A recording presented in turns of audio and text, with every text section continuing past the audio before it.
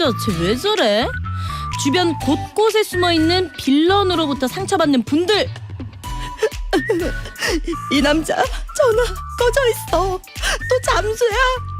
건강하지 못한 연애에 스트레스 받는 분들, 꼬여버린 여러분들의 마음을 사르르르르 어루만져 드립니다.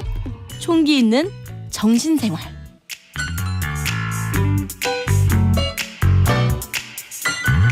네, 매주 월요일 우리의 월요병과 더불어 다양한 마음의 고민을 해결해 주실 정신건강의학과 전문의 김총기 선생님 모셨습니다. 어서 오세요. 네, 안녕하세요. 네, 지금 보는 라디오가 켜져 있으니까 카메라 보고 한번 꽃미남 미소 한번 지어주세요. 안녕하세요.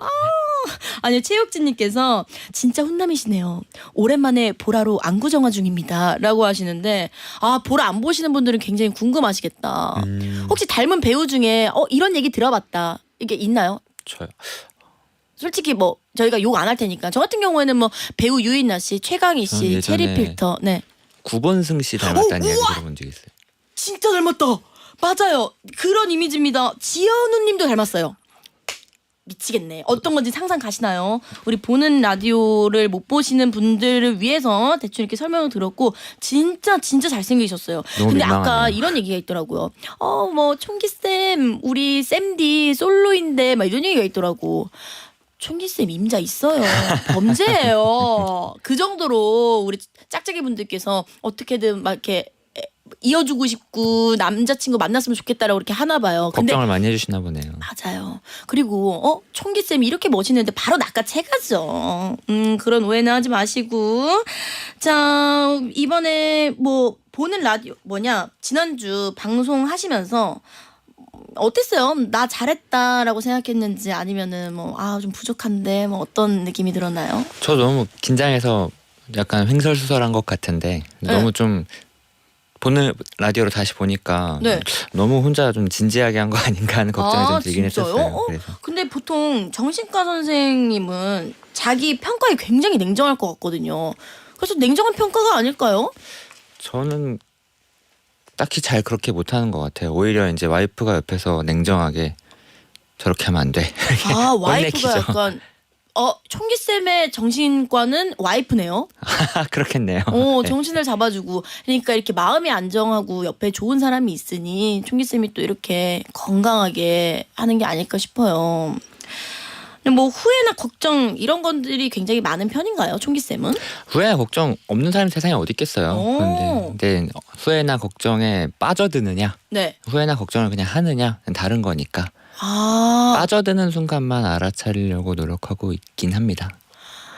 빠지는 거와 고민을 하는 건 다르다. 그렇죠. 걱정할 수 있죠. 누구나 걱정할 수 있는데 걱정에 완전 빠져들기 시작하면은 내가 걱정하고 있다는 사실도 모르고 그냥 그 걱정이 꼬리에 꼬리를 물고 이어지는 생각들에 막 끌려가게 되고 무슨 생각하고 있는지도 사실은 잘 모르거든요.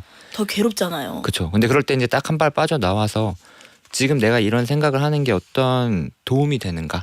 사실 걱정을 해야 되는 때도 있잖아요. 네. 고민을 해야 되고 준비를 해야 될 때도 있는데 그냥 지금 사실 그 생각을 해서 뭐 해결할 수 있는 것도 없고 도움되는 것도 없는데 빠져들기 시작하면은 그냥 그 걱정에 끌려가게 되죠. 그러니까 고민에 빠지면은 더 걱정되는 상황들이 더 벌어질 수도 있고, 그게 또 정신 건강에 좋지 않으니까. 그럼요. 맞아요. 자, 이렇게 마음에 어떤 고민이 있다면 사연을 보내주시면 되거든요. 살다 보면 내가 왜 이렇게 예민하지? 나 왜 이렇게 스트레스 받지? 혹은 뭐야? 저 사람 왜 나한테 저런 말을 해? 막 이렇게 생각할 때 있잖아요. 그런 거를 문자번호 샵1035 단문 50원, 장문 100원의 유료 문자, 아니면은 무료인 고릴라로 보내주시면 됩니다. 원하시면 익명이라고 써서 보내주세요. 그럼 우리 총기 선생님이 따뜻하게 어루만져주고 때론 냉정한 조언도 해주십니다. 자, 그럼 미리 도착한 사연부터 한번 소개를 해드릴게요. 익명 요청하신 별별이님의 사연이거든요. 한번 봐볼게요.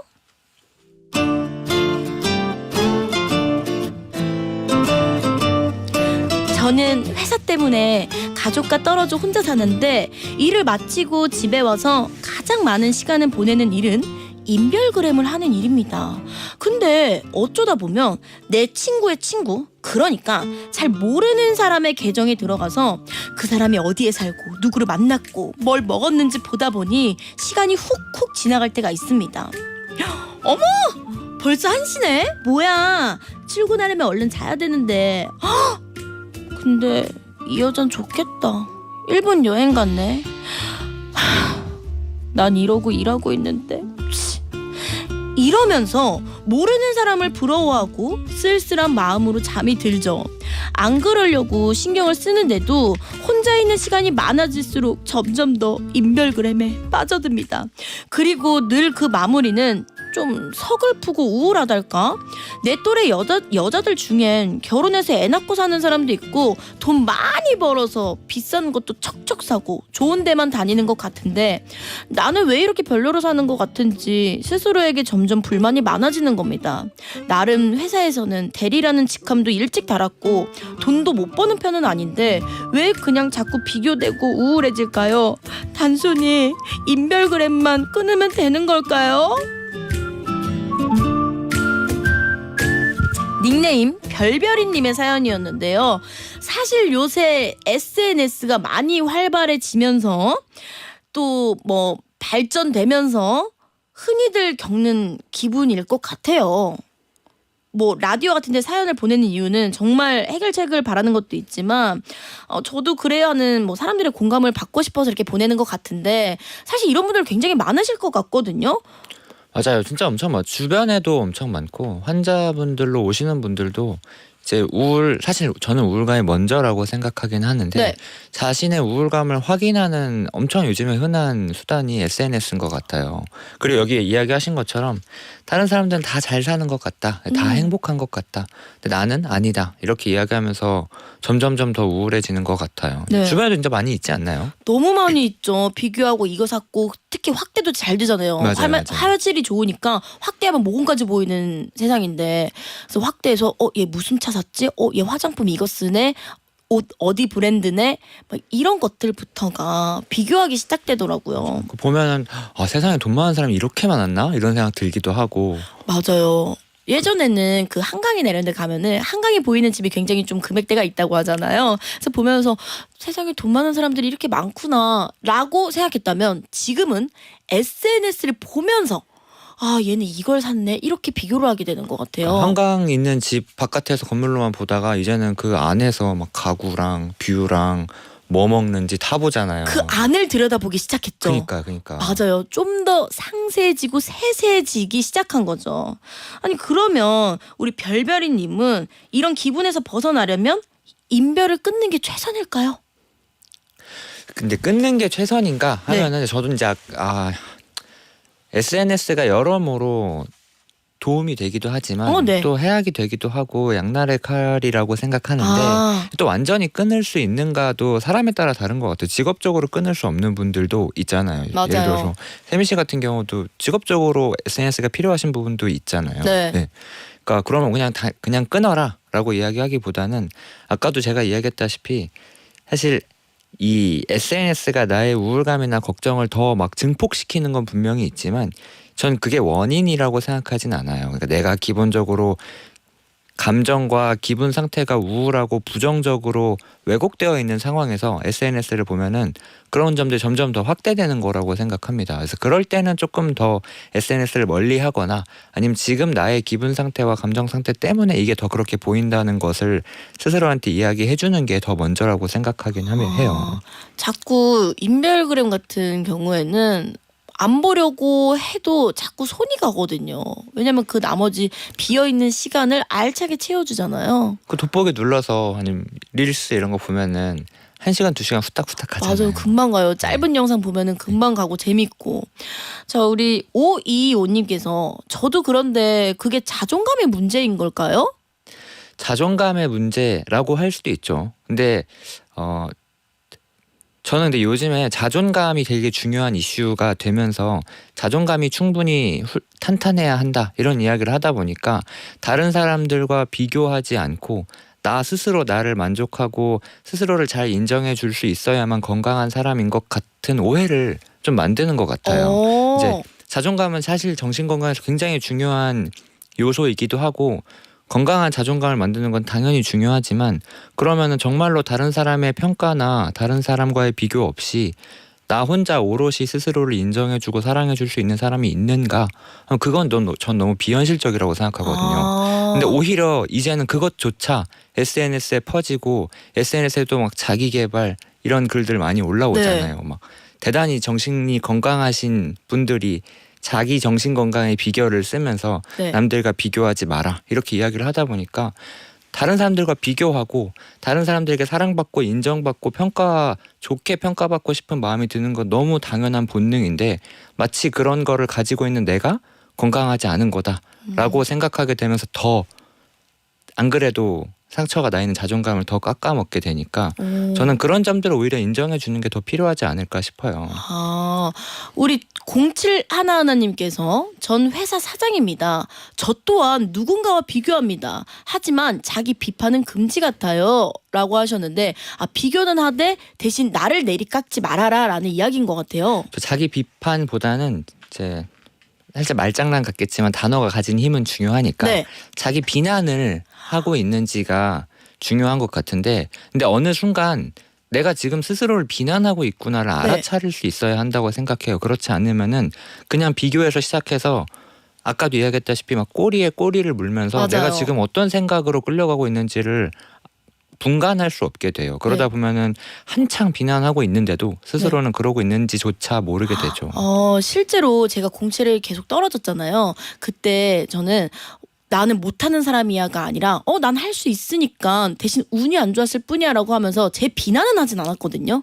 그러면은 굉장히 달릴 수 있는 힘이 생기는 것 같아요. 저 어렵죠. 그런데 근데 정말로 그때 막 시험에 여러 번 떨어지실 때 나는 못하는 사람이야 라는 마음이 없었을 것인가 라고 생각하면 저는 그렇지는 않을 거라고 생각하거든요. 누구나 그런 마음이 사실 생길 수밖에 없어요. 왜냐하면 내가 원하는 것을 얻지 못했다는 건 상처잖아요. 맞아요. 상처받지 않는 사람은 없거든요. 그래서 그런 거를 저는 중요한 건 스스로가 알고 알아차려야 한다가 더 중요하다는 겁니다. 여기 글 쓰신 분들도 그렇고 네. 아까 샘디도 다 해결책 정말보다는 공감을 바란다 이야기한 것처럼 SNS는 다 좋은 면, 행복한 면만 선택적으로 보여주는 거고 남의 가장 최고로 멋진 모습과 내가 나만 알고 있는 나의 한심한 모습을 비교하는 게 공정하지 않다는 거 사실 다 알고 있어요. 나는 SNS 때문에 우울해라고 이야기를 하시는 분들도 사실은 내가 그렇게 합리적이지 않은 비교를 하고 있다는 걸 알고 있지만 네. 그럼에도 불구하고 상처받는 건 아프기 때문에 어쩔 수 없기 때문에 그런 겁니다. 맞아요. 상처를 받지 않는 사람은 없다. 그러면 지금 내가 상처받고 있는가? 그리고 혹시 내가 그 상처를 스스로 후벼파고 있진 않나? 이런 걸 알아차리는 게 더 중요하다고 생각합니다. 우리 이선희님께서 띠용하네요. 마음이 힘들 때는 비교하며 비난했던 것 같아요. 지금은 인정하고 다른 시도를 해보려고 하고 있어요. 라고 하시네요. 너무 잘 이해하신 거잖아요. 그럼요, 우리 이선희님께서. 네. 7738님께서도 좀 다른 얘기인데 저희 딸은 인별그램 올리는 사진을 너무 심하게 보정해요. 찔려. 내 이야기인가? 잠깐만요. 내 심장. 자기 얼굴이 아닌 모습을 사랑하는 것 같은데 걱정됩니다. 어떻게 조언을 해줘야 할까요? 근데 사실 참 그건 있습니다. 어플이 제 얼굴이에요. 일반 카메라는 제 얼굴이 아닙니다. 어플로 쓴 게 제 얼굴입니다. 어차피 나는 내 얼굴을 볼 수 없잖아요. 거울로 봐도 그게 내 얼굴이 아니고 단면적인 것만 보잖아요. 그럼요. 사진을 봐도 그렇고 사진을 그럼 보정을 하지 않는다 하더라도 사진을 어떤 각도에서 어떤 렌즈로 찍었느냐에 따라 다 달라지니까 뭐 진짜 나의 얼굴을 있는 그대로 사랑해줘야 한다. 네. 이것도 아까 이야기한 거랑 똑같은 맥락으로 사실 좀 비현실적인 이야기라고 생각하긴 네. 해요. 근데 네. 이제 정도의 문제죠. 맞아. 얼마나 할 것인가.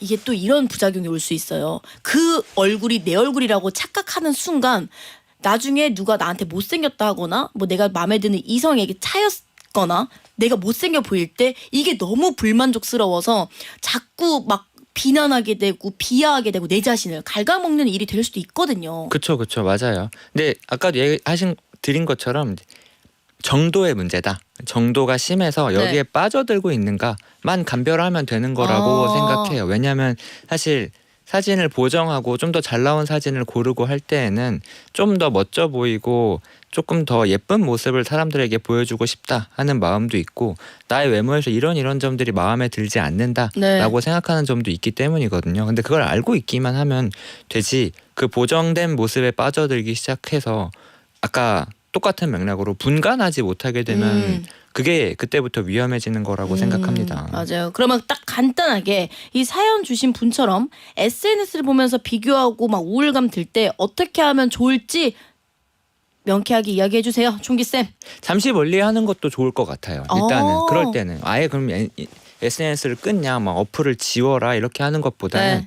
잠시 멀리 하는 게 좋은데 그게 어렵잖아요. 잠시 멀리 하는 게. 네. 잠시 멀리 하기 위해서 제가 이야기 드린 게 알아차려야 한다는 겁니다. 오. 지금 내가 습관처럼 인스타그램 켜서 막 보다가도 나 요즘에 이거 SNS 할 때마다 좀 우울해졌었지. 지금도 또 하고 있네. 알아차리고 그 순간이라도 잠깐 끄고 빠져나오면 된다는 겁니다. 그러면은 이만큼 할 거를 요만큼만 하니까 네. 이게 조금씩 누적되면서 조금씩 SNS 아닌 다른 나의 일상들을 좀 쌓아갈 수 있을 거라고 생각해요. 네, 우리 짝짝이 별별이님 잘 듣고 계시죠? 이렇게 하면 된다고 합니다.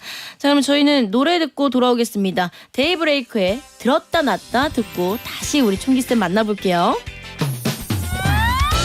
따뜻한 오후의 햇살 같은 널 매일 너와 함께 떠나고 싶어 파란 하늘만큼 두근거리는 하루마저 수다걸 박세미의 수다가 체질 박수채 4부 시작했습니다. 총기 선생님과 총기 있는 정신생활 함께하고 있는데 스스로 나는 왜 이럴까 혹은 쟤 왜 저래 싶은 고민이 들 때 이 코너에 사연 주시면 됩니다. 문자번호 샵 1035 단문 50원 장문 100원 고릴라는 무료예요. 실시간 고민들도 한번 보고 갈게요. 1539님께서 총기쌤 제 동생은 채소마켓에서 명품백을 그렇게 삽니다. 그래서 밖에 나갈 때마다 명품 쇼핑백을 들고 나가요. 명품백 살 돈이 없으니까 명품 쇼핑백이라도 사자는 심리인 걸까요? 이런 게 허영심 맞죠? 어떻게 생각하시죠? 그러니까 명품 백을 중고로 사는 게 아니라 명품 쇼핑백을 산다는 거죠? 네, 이거 한 10,000원, 5,000원 이렇게 막 판매가 거래가 이루어지고 있거든요. 저도 이건 좀 이해가 안 되네요. 근데 뭐 이해가 안 되진 않아요. 예를 들어서 저도 집에 쇼핑백들이 쌓이면 쇼핑백 다 안 버리고 모아뒀다가 어디 간단하게 뭐 들고 나가거나 뭐 누구 주거나 할 때 쇼핑백에 담아 가려고 모아두거든요. 네. 근데 들고 나갈 게 생겼는데 쇼핑백 뭐 들고 나가지 고르면은 꼭 크기로만 고르진 않거든요. 엄청 낡고 해진 거 있으면 그것보다는 조금 더 깨끗한 쇼핑백을 고르려고 하고 그 쇼핑백 써 있는 게 거기에 막 무슨 호두 과자. 막 맞아요. 막 천안 호두 과자 이런 것보다는 맞아요. 엄청 멋진 그 패션 브랜드 로고 있으면 그걸 조금 더 짚게 되고 그렇지 않나요? 맞아요. 약간 약과 막 이런 거 적어져 있는 쇼핑백보다 특히 네. 남에게 뭐 넣어서 줄 때 네. 뭐 이쁘고 화려하고 깔끔한 그런 쇼핑백을 찾게 돼요. 그럼요. 그러다 보면은 그런 것들 들 때 생각보다 괜찮네 그러면은 명품 쇼핑백이 그렇게 비싸지 않고 내가 충분히 소비할 수 있는 금액이면 사는 것도 뭐 그럴 수 있다고 생각합니다. 저는 그거 자체가 엄청 뭐 병적이라거나 문제를 반영하다고 생각하진 않아요. 이게 이제 허영심 맞죠 하셨는데 허영심이라고 이야기하면은 대단히 사실은 부정적인 뉘앙스가 강해서 전 좀 조롱하거나 네. 아니면 비난하는 어투를 담고 있다고 생각하긴 해요. 근데 굳이 그렇게 바라보진 않아도 된다. 근데 만약에 이게 나 이거 명품백 샀다 그래서 이 쇼핑백이 있는 거다라는 생각으로 산다면 그거는 그죠. 근데 그거는 사실 본인만 알 수 있는 거긴 맞죠. 하죠. 근데 내가 정말로 그렇게 느끼고 사고 있다고 한다면은 이게 사실은 그렇지 않다는 거를 누구보다 본인이 잘 알고 있기 때문에 나는 스스로 인정하지 않는다고 이야기해도 내 마음속 혹은 무의식에서는 스스로에 대한 그 한심함이나 혹은 스스로에 대한 부정적인 생각들이 쌓일 수밖에 없어요. 근데 저는 그거를 놓치지 않았으면 좋겠다 네. 생각합니다. 명품 쇼핑백 살 수 있는데 명품 쇼핑백을 들고 다니는 스스로의 모습에 끌려가서 그렇지 못한 자신이 스스로 인정하고 싶지 않은 부정적인 모습들을 쌓아가진 않았으면 좋겠어요. 적어도. 맞아요. 그리고 1539님은 어차피 본인이 아닌 동생 이야기잖아요. 그 마음은 진짜 동생만 아는 거기 때문에 너무 섣부르게 막 허영심이다 뭐다 이렇게 생각은 안 하는 게 일단은 나을 것 근데 같아요. 또 동생이니까 걱정돼서 맞아요. 그런 걸 수도 있죠. 맞습니다. 그러면 명품백을 하나 사주세요. 1539님 그럼 동생에게. 되겠네요. 이렇게 해결 방법이 있는데 뭘 그렇게 여기서 이렇게 얘기를 합니까? 하나 사주시고.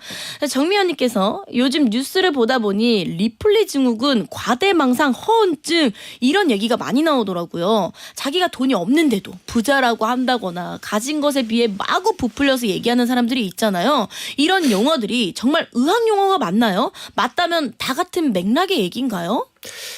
일단 말씀하신 리플리 증후군, 가대망상, 허언증 중에서 과대망상은 의학 용어가 맞고요. 리플리 증후군이나 허언증 같은 건 의학 용어에 해당하진 않습니다. 근데 의학 용어라는 거는 그러니까 기본적으로 의학은 그냥 심리학이랑 좀 다르거든요. 정신의학은 심리학이랑 다른데 어떤 의미에서 다르냐면 의학은 환자를 치료하기 위한 학문이라는 의미에서 의학이 중요하다고 의학이 정의된다고 생각하거든요. 네. 그러니까 환자를 치료하기 위해 연구하고 고민하는 사람들이 함께 공용하는 어휘가 의학 용어라고 할 수 있는데 리플리 증후군, 허언증 같은 것들은 딱히 환자의 치료 대상으로서 정의하지 않는다라는 거긴 합니다. 그리고 사실 리플리 증후군이라고 흔히들 이야기하는 그 자기가 만든 거짓말에 맞아요. 스스로 그 거짓말을 믿게 된다라고 이야기하는 그 스토리에 정확하게 딱 들어맞는 사람을 지금까지 보고 관찰한 바는 없다고 하더라고요. 사실 거짓말이라고 이야기하는 순간 스스로가 사실이 아니라는 걸 알고 있는 건데 네. 그걸 정말로 믿게 되면 이제 그게 망상이 되거든요. 근데 망상과 리플리 증후군은 조금 다르기 때문에 거짓말을 할 때 거기에 좀 스스로의 거짓말에 과몰입하는 사람들은 리플리 증후군이라고들 부르려고 하는 것 같아요. 근데 리플리 증후군이 사실 과대망상인 거잖아요. 어쩌면. 조금 달라요. 과대망상은 일반적인 통념이나 사회적인 규범에 맞지 않는 어떤 논리나 이야기로 설득되지 않는 믿음을 망상이라고 하고 그 망상의 내용 중에 스스로를 과대하게 여기는 망상을 과대망상이라고 하거든요. 리플리 증후군은 애초에 그 이야기를 자기가 거짓말이라고 생각하고 어떤 목적을 가지고 지어낸 거기 때문에 네. 망상에 해당하진 않죠. 그러면 이런 분들의 주 원인은 뭐라고 생각하세요? 이런 분들의 주 원인이라고 이야기를 한다고 하면은 저는 이제 요즘에 워낙 핫한 이야기들이 있으니까 그런 분들을 핫한 이야기들이 생각하면서 있죠. 그런 거라고 생각하는데 기본적으로 그런 막 사회적으로 이슈가 되는 범죄자나 아니면은 어떻게 사람이 저럴 수 있지 싶은 이제 끔찍한 범죄를 저지르는 사람들을 보면은 이런 이제 항상 의학 용어와 유사 의학 용어 같은 의학 용어가 아닌 말들을 사용해서 그 사람을 막 설명하려고 네. 사람들이 시도를 많이 하는 것 같아요. 저는 근데 아까 제가 의학에 대해서 이야기 드린 것처럼 조금 더 많은 분들이 주의를 해줬으면 좋겠어요. 왜냐하면 의학 용어는 환자를 치료하기 위한 용어들이지 범죄자를 설명하기 위한 용어는 아니에요. 네. 사실 저는 그 범죄자의 심리가 어떤 건지를 의학적으로 분석하는 게 별로 의미는 없다고 생각합니다. 오히려 범죄가 발생했을 때에는 피해자의 심리를 분석하고 이해하는 게 훨씬 더 중요하다고 생각합니다. 그런데 댓글이나 사람들은 대부분 다 그 가해자, 범죄자를 자꾸 이해하려고 하거든요. 범죄자는 그냥 범죄로 이해하면 되죠. 그리고 사법적으로 판단하면 되고 오히려 사람들이 심리와 마음에 대해서 이해하고자 하는 에너지가 있다고 한다면 저는 피해자분들을 좀 더 생각해 줬으면 좋겠다. 피해자가 어떻게 저런 범죄에 넘어가게 되는지 맞아요. 그 이후에 지금 피해자들이 가지고 있을 만한 고통과 괴로움은 어떨지에 대해서 공감하는 목소리가 훨씬 더 부족한 것 같다. 그게 좀 걱정스럽긴 해요. 맞습니다. 그럼 4부에서는요 분위기를 살짝 조금 바꿔서 사랑 고민을 좀 소개해 볼까 하거든요. 뭐 사랑 때문에 골치 아프다, 고민된다, 스트레스 받아 하시는 분들 굉장히 많으시죠. 연인, 부부 혹은 자식과 부모 사이의 사랑 고민도 너무 좋으니까 여러분들도 그런 고민 있으면은 마구마구 보내주세요. 그러면은 사연 한번 익명 요청하신 H모 씨 사연부터 소개해 보도록 하겠습니다.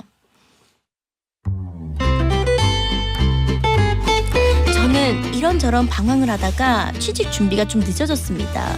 그렇게 어느 회사에서 인턴 일을 하던 어느 날 선배와 거래처 미팅에 갔는데 그 회사의 젊은 부장이 따로 말을 걸어왔습니다. 낯이 익다 했더니 그녀는 남자분이시구나. 그녀는 저의 5학년 때 짝꿍이자 첫사랑이었죠. 이후로도 자연스레 연락을 주고 받으며 만나다가 우린 연인으로 발전했습니다. 이미 사회에서 자리 잡은 그녀에 비해 저는 인턴이 끝난 뒤 다시 취준생이 되었지만 그녀는 저를 아낌없이 응원해줬습니다. 덕분에 드디어 취업도 했죠. 사회 초년생이지만 나이가 있기에 그녀와의 행복한 미래를 꿈꾸며 적금도 붓고 모든 게 핑크빛으로 행복했는데요. 얼마 전 회사 선배가 제 여친이 어떤 카페에서 다른 남자와 만나는 걸 본 것 같다고 하더라고요. 그래서 여친에게 물었더니 엄마가 너무 만나보라고 해서 소개팅 자리에 나간 거야 라며 그냥 어릴 때부터 오빠의 친구로 봐왔던 사이라 부담 없이 만난 거니 신경 쓰지 말라고 하더군요. 사실 이제 우리 만난 지도 꽤 되었는데도 부모님께 인사드릴까? 하고 제가 물으면 나중에 라고 회피하는 게 저를 단순 연애 상대로만 가볍게 보는 건 아닐까 싶었습니다. 그러더니 며칠 전엔 지나가는 말로 맞선 남이 그녀의 집에 놀러와서 밥을 먹었다고 하더라고요. 오빠 친구라서 어쩌다 보니 그렇게 됐다니요? 근데 제가 곧 있으면 일 때문에 타 지역으로 가야 돼서 장거리 연애까지 해야 되거든요. 저는 아직 그녀에 비해 능력이 부족한 것 같고 그녀의 부모님은 결혼을 재촉하는 것 같은데 여친을 믿어도 될까요? H모 씨의 사연이었는데 아니 일단 선생님 이 여자친구분의 행동이 어떤 것 같아요? 남자를 정말 사랑하고 진지하게 생각하는 것 같아요? 사랑하니까 연애하고 만나겠죠. 그런데 이게 지금 그래서 소개팅을 했다는 거잖아요. 네. 연애하면서. 네. 그런데 소개팅을 어쨌든 들킨 거잖아요. 네. 몰래 했다가. 네. 그리고 나서 들키고 나니까 신경 쓰지 말라고 한 아는 거잖아요. 오빠야, 친한 오빠야. 그리고 뭐 다 맞선 남이 뭐 밥 먹으러 집에 오기로 했어. 아니 지금 제가 봤을 때는 총기쌤 표정 기가 막힌 표정이에요. 지금 이게 지금 보라로 보시는 분들은요 저희 표정 보면 아시겠지만 이거는 맞아요. 사랑하니까 만날 수 있어. 배려가 없는 거고 이 사람을 낮게 자기보다 낮게 무시하는 걸 수도 있습니다. 왜? 너가 날 더 사랑하잖아. 약간 이런 거 아닐까요? 그럼요. 연애한다는 건 이제 우리 서로 말고는 다른 이성 만나지 말자라고 약속한 건데 약속 어기고 배신한 거죠 사실은. 시작부터 사실 남자분은 조건 면에서 고민했던 부분이 좀 있었던 것 같아요. 남자가? 네. 그러니까 여자분이 자기가 또 부장이고 더 본인이 우위에 있다고 생각하는 것 같거든요. 여자가? 네. 아니 사회적으로 부장인 거랑 그리고 뭐 우위에 있는 거랑 무슨 상관이며 그리고 그렇다고 하면은 연애하는 동안 다른 사람을 만나도 되는가? 그건 아니죠 사실은. 예의가 없잖아요. 그건 예의가 없죠. 그리고 저는 사랑은 위아래가 없어야 되고 뭐 갑과 을이 없고 동등이 어느 정도 얼추 비슷하게 사랑해야지만 행복할 수 있다고 생각하거든요. 그렇죠, 그렇죠. 이거면 솔직히 감히 냉정하게 제가 이런 얘기를 해도 될지 모르겠지만 저는 결혼은 추천 안 합니다. 그런데 사실 이게 네. 그 누가 봐도 말이 안 되잖아요. 네. 그러니까 뭐 엄마가 보러 가서 그냥 본 거야 어쩔 수 없이 본 거야 그냥 신경 쓰지 마라고 이야기를 하는 게 다른 사람들이 보면 그게 말이 되냐라고 이야기를 하겠지만 네. 본인은 어쨌든 그런 상황들에서의 분노나 상대방에 대한 뭐 배신감 같은 것들이 있음에도 불구하고 사실 그게 있다고 해서 누군가를 사랑하고 좋아하고 함께 있고 싶은 마음이 사라지는 건 아니거든요. 그러니까 그 두 개가 동시에 존재한다는 걸 받아들이지 못하다 보니까 그래도 사랑하는데 라고 생각하면서 끌려가게 될 가능성이 굉장히 커요. 그러면 이 남자분은 지금 마음 상태는 사랑하는 것 같은데 하면서 좀 끌려가고 있는 거구나. 그럼요. 그 여친을 믿어도 될까요? 이렇게 이야기했잖아요. 그러니까 믿고 싶은 거죠. 마음 아파. 어떡해. 진짜 이게 짝사랑이지 뭐야. 근데 그렇게 해서 정말로 이제 위험한 연애를 지속해 나가거나 위험한 결혼을 하시는 분들이 많이 있는 것 같아요. 맞아. 이 정도면은 여친을 믿어도 될까요가 아니라 헤어지는 게 좋을까요를 고민해야 되는데 어떻게 잘 만날 수 있나를 고민하고 있는 것 같아요. 그러니까 이렇게 좀 그러니까 제가 아까 위험하다고 표현한 거는 본인이 상처받거나 본인이 많이 아플 수 있어 있다는 것을 스스로 알면서도 거기서 빠져나오지 못하거나 오히려 거기로 막 뛰어드는 분들을 이야기하는 거거든요. 근데 그런 분들이 가장 많이 오해하는 것 중에 하나가 아까 제가 이야기한 사람의 마음은 누군가를 좋아하고 사랑하는 마음과 누군가를 미워하고 싫어하는 마음이 동시에 똑같이 공존할 수 있다는 것을 잘 모르시는 것 같아요. 누군가를 좋아하기만 하거나 싫어하기만 해야 한다고 생각하시는 분들이 네. 많은 것 같아요. 그러다 보니까 당연히 두 가지 마음이 아직 남아있는 게 당연한 건데도 불구하고 아직 그래도 좋아하는데 나 그 사람 이런 너무 완전 싫은가? 그건 아닌데? 라고 생각하니까 헤어지지 못하고 계속 끌려가게 되는 거죠. 맞아요. 우리 윤정민님께서도 어쩜 입장 바꿔서 사연자분이 다른 여자를 만났다면 여자분이 이해할 수 있을까요? 결혼 비추한다는 쌤디 말에 저도 한 표 보탭니다. 진짜 이거는 아니 이거 고민하는 것 자체가 너무 답답한데 이게 어쩔 수 없어. 너무 사랑했고 연애 초반에 분명한 건 연애 초반에 되게 둘이 설렜고 여자분이 잘해줬을 거예요. 운명 같잖아요. 초등학교 때 짝사랑했던 친구가 맞아요. 거래처 부장으로 나타나는 얼마나 운명 같아요. 근데 그 모습이 다시 돌아올 줄 알고 기대를 하는 거거든. 그러니까 그렇게 사실 사랑이 갑자기 딱 피어나는 순간은 전 되게 약간 마법 같은 거라고 생각하긴 네. 해요. 우리가 완전하게 이해할 수 없는. 그렇지만 그 사랑을 계속해서 지속하고 가꾸어 나가는 것 혹은 결혼을 선택하는 것 이런 것들은 마법 같아서는 안 된다고 저는 생각해요. 결혼은 마법 같지 않습니다. 사랑은 마법 같을지 몰라도. 그러면은 내가 이 사람과 정말로 결혼하는 것이 나를 상처 주지 않고 나를 행복하게 만드는 것일까 진지하게 고민을 해볼 필요가 있다고 생각해요. 단순히 너무 마법처럼 이 사람을 사랑하니까 운명이니까 라는 명제에만 끌려가기 시작하면은 위험이나 상처를 본인이 다 내포하고 가져가는 거라고 생각합니다. 맞아요. 결혼은 현실입니다.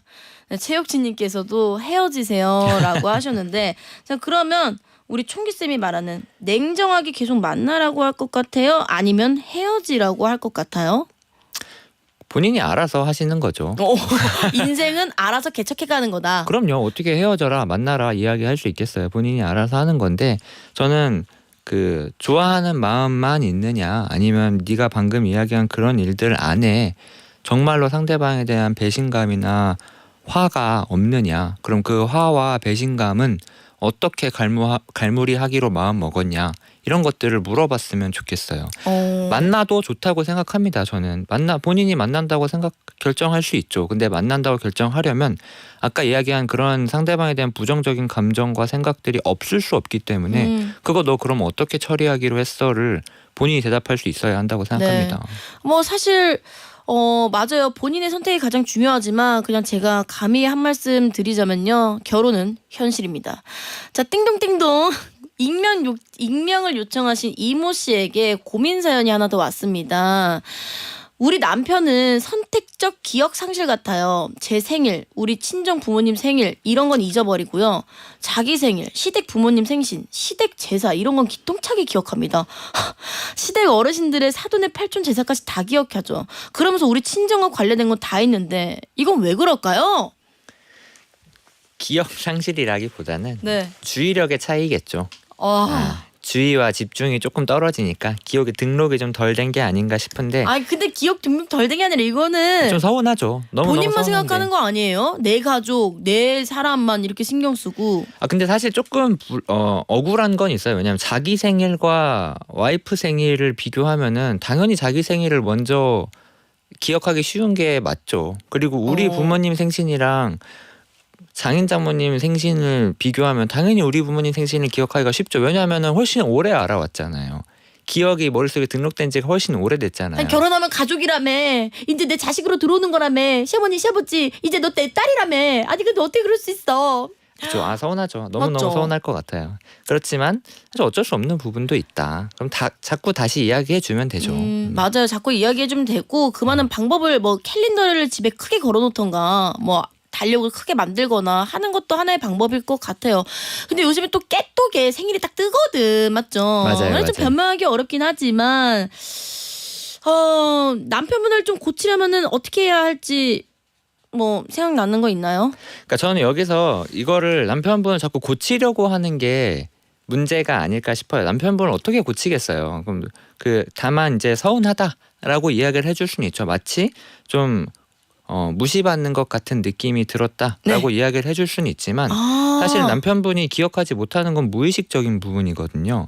상대방의 무의식적인 행동에 대해서 서운함을 느끼거나 상처를 받을 수는 있지만 네. 그 무의식적인 부분을 상대방에게 비난하면은 어려워지는 거라고 생각합니다. 왜냐하면 본인도 그러고 싶어서 그런 게 아니에요. 맞아요. 본인이 의도하거나 일으킨 게 아닌데 그걸로 상대방을 비난하기 시작하면은 해결책이 없는 것을 해결하기 위해서 서로 에너지를 공연히 쓰게 되는 거거든요. 맞아요. 그러니까 비난하지 말고 서운하다는 얘기를 살짝 이제 어필만 하되 너무 비난하지 말고 우리 김혜원님께서는 이런 사람들은 매번 미리 계속 얘기해야 돼요. 피곤합니다. 맞아요. 계속 미리 맞아요. 얘기해주면 됩니다. 아니, 귀찮겠지만 미리 계속 얘기하세요. 그거면 될 것 같습니다. 근데 그러면 이제 오래 살다 보면은 서로 애정이 쌓이고 기억이 쌓이고 하겠죠. 네, 맞아요. 자, 선생님 이제 마무리할 시간인데 오늘 어떠셨어요? 오늘도 너무 재미있었습니다. 사연들. 근데 항상 시간이 너무 부족해서 아쉽네요. 맞아요. 이렇게 급하게 끊어내는 게 너무 아쉽지만 그래도 정말 총기 쌤께서 잘 이야기해 주셔서 제 귀에도 쏙쏙 들어왔습니다. 이제 인사할 시간이 됐어요. 우리는 총기 쌤을 보내드리면서 광고 듣고 오도록 할게요. 우리 총기 쌤 카메라 보고 우리 보는 라디오를 위해서 안녕 한번 해주시고 저희는 광고 들으러 갈게요.